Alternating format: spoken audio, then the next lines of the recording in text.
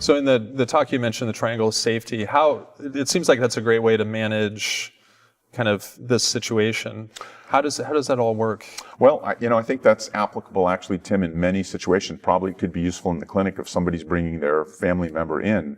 But it's sitting down, we have our information, we hear Mr. Jones's story, and Mrs. Jones, who's probably, maybe we'll say she's even 3 or 4 years older than he is, whether or not she's capable of helping him move. What are her concerns? Is she worried? Or is it a family member, a daughter or a son who's worried?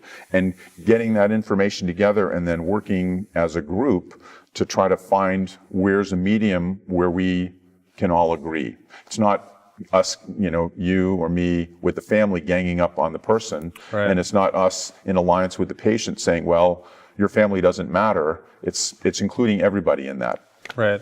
I think, in the outpatient worlds, when family members come in and they're given a perspective in terms of how their husband's moving, I'm given a perspective in terms of balance tests and what I'm seeing.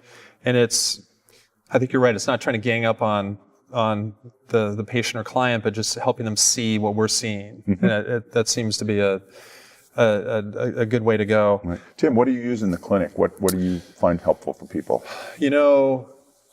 If patients are low level, I'll typically use the Berg. If I see them coming in a wheelchair or walker, I'll usually go with the Berg. Higher level folks, I'll use the functional gait or the mini best test. One test that I definitely use that I saw that you use is the timed up and go, because I think that really captures really all of the components that one would potentially see in a home setting. Mm-hmm. Sit to stand, turning, walking, having those transitions. Right.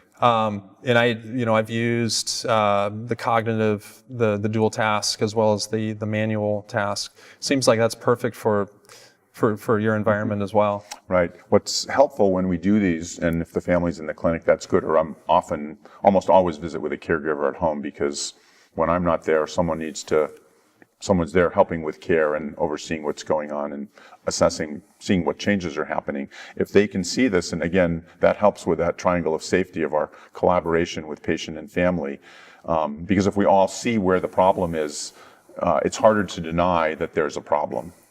Right.